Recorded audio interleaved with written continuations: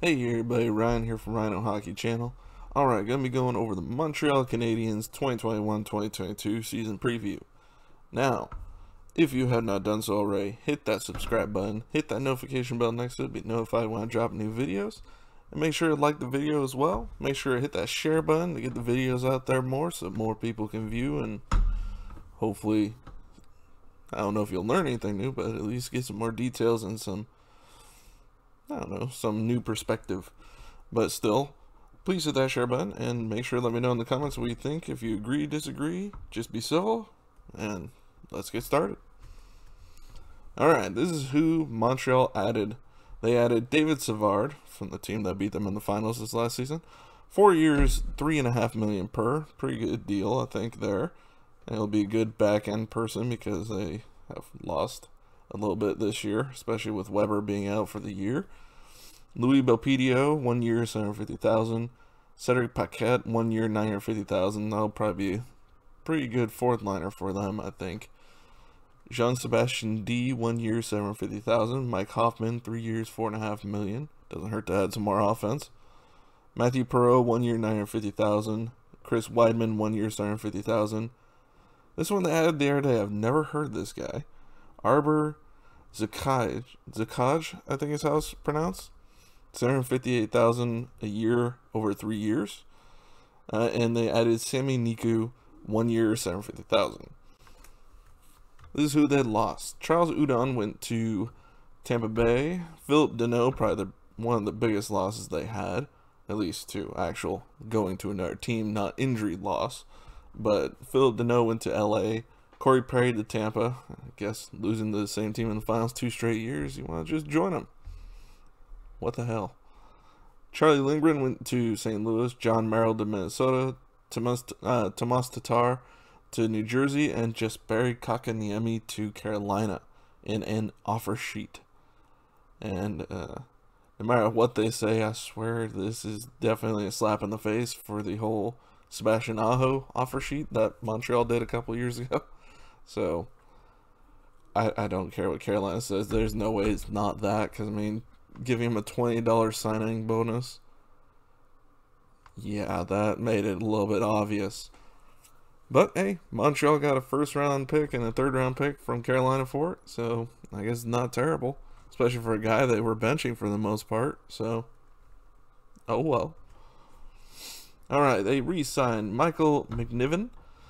Re-signed for 1 year, $750,000. Michael Pezzetta, 1 year, $750,000. Arturi Lehkonen, 1 year, $2.3 million. Yoel Armia, 4 years, $3.4 million per. Had a great year for him last year, so I'm not surprised.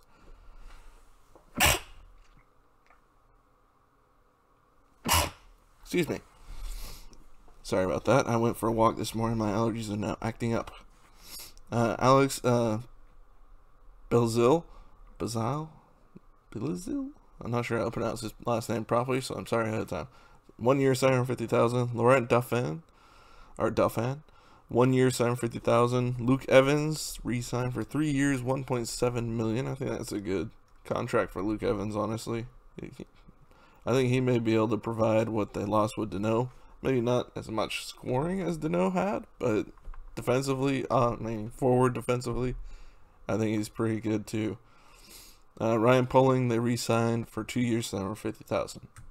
This is where the cap sits currently, $89 million.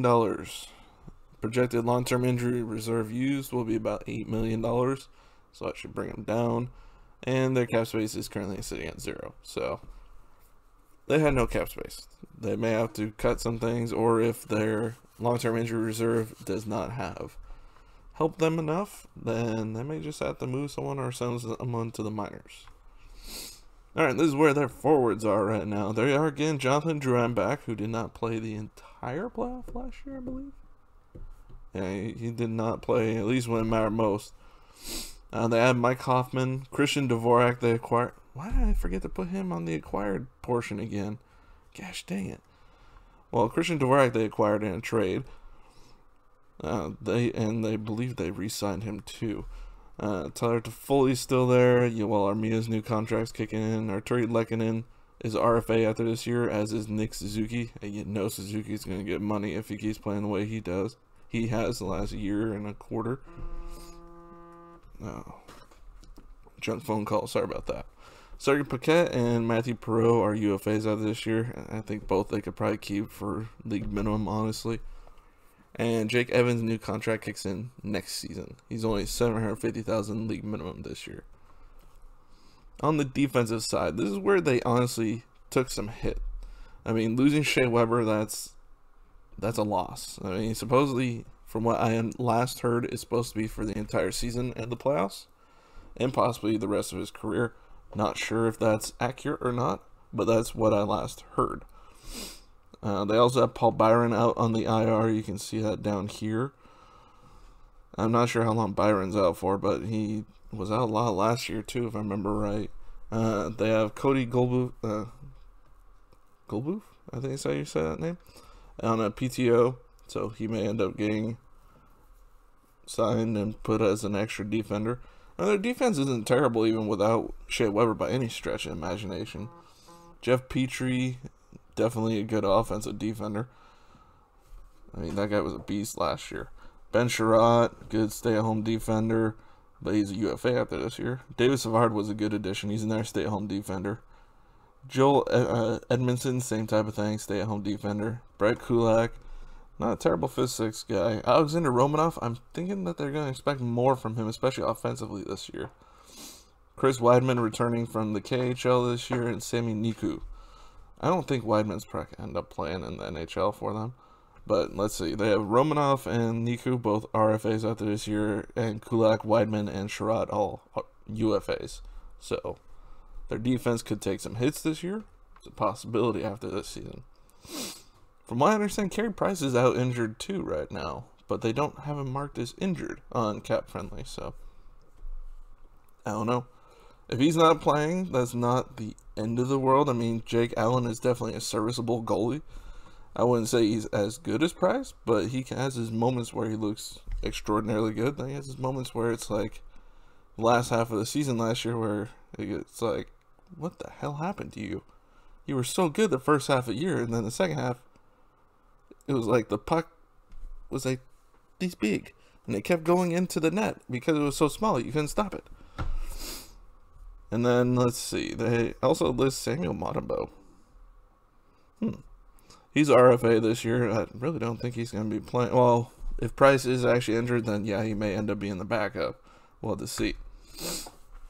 All right, they have Jesse Ilonan, who played some games last year. Jan Misak could actually, I think, since he's junior eligible, he'll probably end up going back to junior, I gotta imagine. Unless he has an amazingly good camp, which is always possible. But, oh, I'm sorry, this is the non-roster forwards. Laurent Duffman, I believe he's played some games in the past. Ryan Poehling has played games. He did not look good last year versus the one-game hat trick that he had the year before, but one game is one game. One of their better prospects, Caden Gooley. I wonder if he may get a shot this year, because, I mean, their defense with losing Weber, maybe they might give him a shot. Maybe. And then Xavier Ouellet down there has played some games before. He's a UFA after this year. Let's see. Josh Brook, Louis Belpedio, and Corey Schooneman are all RFAs after this season. And their backup goalies, Caden Primo, who looked good last time he was in the NHL, then last season, not so good. That was not a good sample last year. I think his goals against average was over 4, and his save percentage was in like the 850s. Some ridiculously terrible numbers. But him and Michael McNiven are both RFAs after this season. Alright, this is where they drafted in 2021. Their first round pick is where the controversy sits. Logan Mailloux,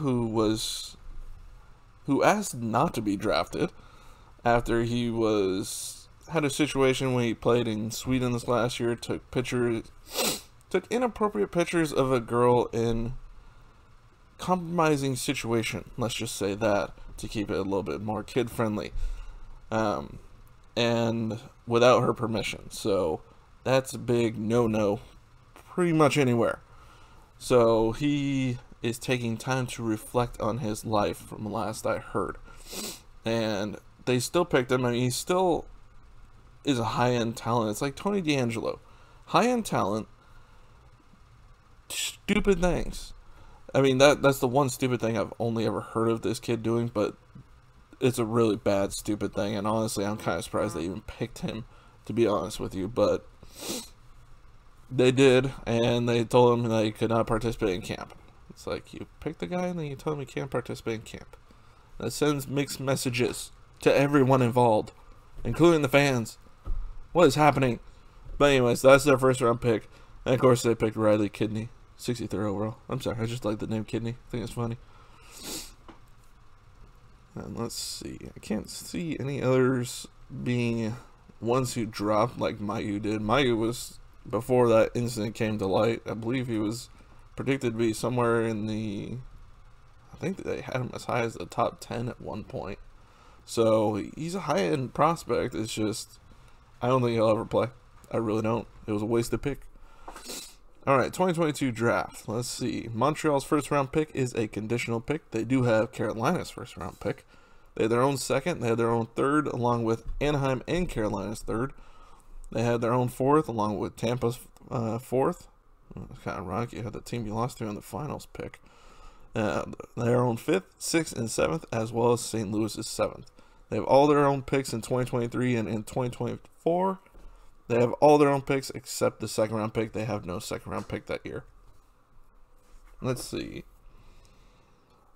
This is the lineup according to Cap Friendly. Once again, this is just the depth chart that they have. This is not the guaranteed lines they're going to have. This is just who they have based off the depth charts that they have, that they build in their own site. Let's see. Oh, injury reserve is bigger than it was last time. Yeah, Carey Price is on it now. Shea Weber, Paul Byron, and Mike Hoffman now too. Sheesh. That's a lot of losses there. That's going to be a big thing for this team this year, evidently. Alright, well, right now they have listed Tyler Toffoli with Nick Suzuki and Cole Caulfield. That could be a very deadly first line, because Tyler Toffoli was a beast last year for this team. And Cole Caulfield was very good in the playoffs, so was Nick Suzuki. And Suzuki had a great season anyways, so. Second line, they had Jonathan Drouin, who had 23 points in 44 games last year, which, from what I understand, he's going through a lot of personal things. I still have not heard many, if any, details on that. So, keeping that close to the chest, understandable if it's a family situation, or even if it's like a, I'm not saying that's what it is, but if it's like a rehab situation, that's sometimes something you want to keep close. Not all guys are very outward about that, like a Bobby Ryan was with his substance abuse. You know, it's, everyone heals in their own way with that one and deals with it in their own way, and that is fine if that's what it is. I honestly don't know. Drouin, along with Dvorak and Anderson, that could be a pretty good line too. Then third line, Armia, Evans, and Gallagher. Not a slouch of a line there either. Fourth line, Lehkonen, Perreault, and Belzile. Okay, I can see that. I can also see Belzile not playing and someone else playing, like a Paquette. But it looks like he's injured too. Same with Joel Edmondson. My God, this team has a lot of injuries, evidently. Jake Allen and Matambo are the goalies as of now, because it looks like Carey Price is injured and who knows how long. Then scratch-wise, you have Cedric Paquette, Jesse Ilonan, and Chris Weidman. So, injuries are going to play a big part in this team this season. Alright, here's the training camp roster. You can see Ryan Poling still on it. This is, I got this, I think, yesterday or the day before, the 3rd or 4th of October, so it may have changed, because they're still cutting players. Like, Sammy Niku's hurt, Matthias Norlinder's hurt. My God, does this team not have any healthy people? Let's see, like, oh yeah, see, I was right. Caden Primo, 4 games last year for Montreal, 4.18 goals against average, and an .850 save percentage for 1 and 2. He actually won a game with those numbers. That's the incredible thing. Whew. Alright, in the minors, they have John Sebastian D, who has some NHL games under his belt. Laurent Duffman, which I believe has played some games. And they have more injuries down here, too. Sheesh. Xavier Willett played 6 games last year. He's played games over the years. Louis Belpedio played games for, I forget who he played for last year. He played a game last year.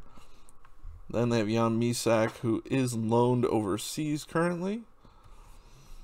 Alright. They have, prospect-wise, Luke Tuck down there. I'm still surprised that he lasts all the way to 47th overall in this draft. Let's see. Who else? Logan Mailloux, I don't think he's playing anywhere as of right now. Alright.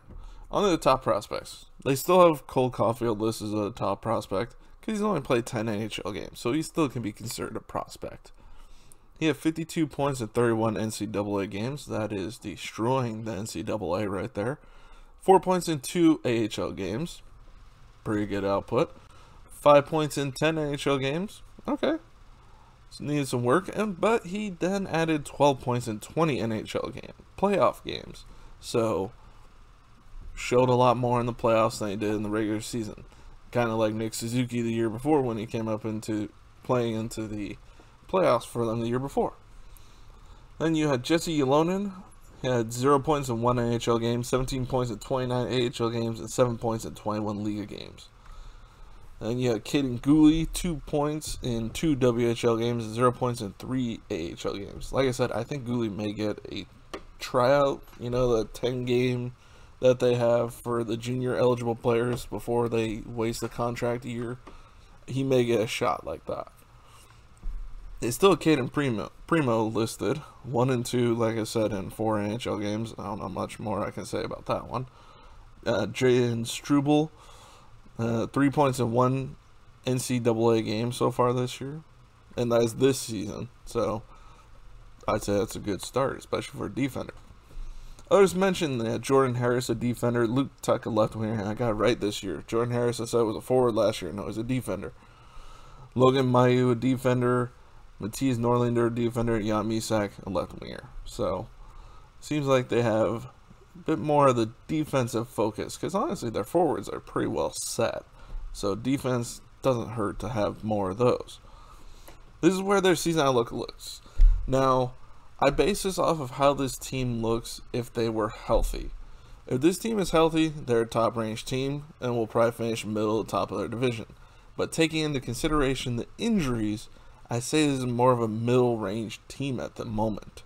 I mean, being without Weber, being without Paul Byron, I know he's missed a lot of time over the last few years, but Mike Hoffman as well, even though he's never played a game for them so far.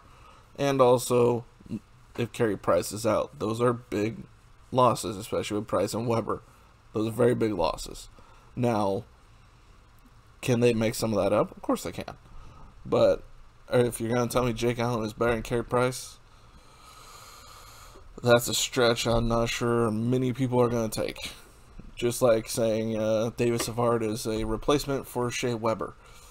In one facet of the game, yes, but Shea Weber is a two-way defender where David Savard is more of a defensive defender, not an offensive guy. So they're losing out on some offense on the back end there, but their back end defensively should be about the same. So can it help out with how Jake Allen's going to play? It probably will help him out having about the same defense they had before. And also depending on which Jake Allen shows up. First half of the season last year, Jake Allen versus second half of the season. Big difference. So, like I said, if it's a healthy team, top range team. If they're beat up like they look right now and more injuries keep piling up, this is going to be a middle to low range team if those injuries keep going. Because we all know how it is. Some years you have very healthy years, like here and there injuries, small injuries. And some years it just snowballs into a whole bunch of everybody getting hurt. And that happens, especially as you make the finals. That's a grueling battle that you have to go through to get to the finals. Nonetheless, yes, they lost in the finals, but even if you win, it's still grueling. It takes a lot out of you. So, having the injuries they have is not surprising. But getting back some people like a Drouin does not hurt. Well, depends on what Drouin shows up. Hopefully he can go back to his offensive numbers. That would be nice.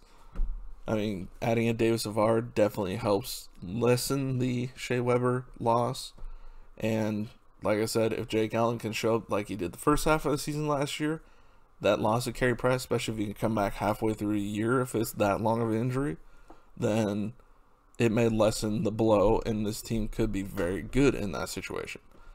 But I can also see a situation where they end up being very bad because of the injuries. So we'll see. That's all we can do at this point, is just wait and see for any of these teams, honestly. I can make all the predictions I want, but you know what?